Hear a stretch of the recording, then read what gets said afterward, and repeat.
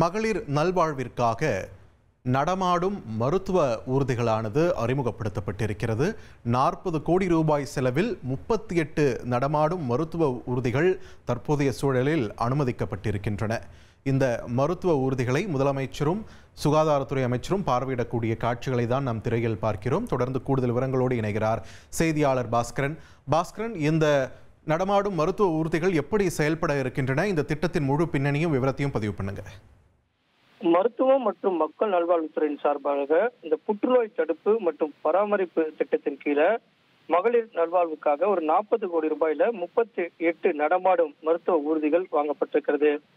தமிழக முதலமைச்சர் தற்போது இந்த தலைமைச் செயலகத்தினுடைய நுழைவாயில் அருகே டிஜிட்டல் மோமோகிராபி, இசிஜி கருவி, செமி ஆட்டோ அனலைசர் உட்பட பல வசதியுடன் கூடிய இந்த வடிவமைக்கப்பட்டக்கூடிய நடமாடும் மருத்துவ ஊர்தியை பார்வையிட்டு வருகிறார். இதற்கு பிறகு இந்த ஊர்திகள் எல்லாம் அந்தந்த மாவட்டங்களுக்கு சென்று அங்கு மக்களிடம் அங்க சிகிச்சை மற்றும் அதே நேரத்தில் முன்கூட்டியான பரிசோதனை எல்லாம் மேற்கொள்ளப்படும். அங்கு மருத்துவர்கள் இருப்பார்கள். அந்த நடமாடும் வாகனத்துல மருத்துவ ஊர்தியில மற்றும் செவிலியர்கள் எல்லாம் இருப்பார்கள். பரிசோதனை மேற்கொள்வார்கள்.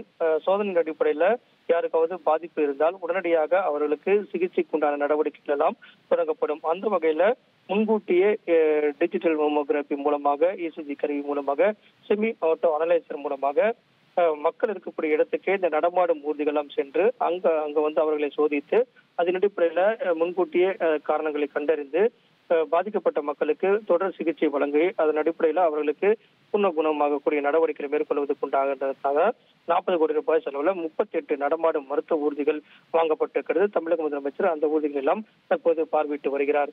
அதைத் தொடர்ந்து மருத்துவம் மற்றும் மக்கள் நல்வாழ்வுத்துறை சார்பாக அரசு பணியாளர் தேர்வாணையத்தின் மூலம் தேர்ந்தெடுக்கப்பட்டவர்களுக்கு பணி நியமன ஆணைகளை தமிழக முதலமைச்சர் சற்று நேரத்தில் வழங்க உள்ளார்.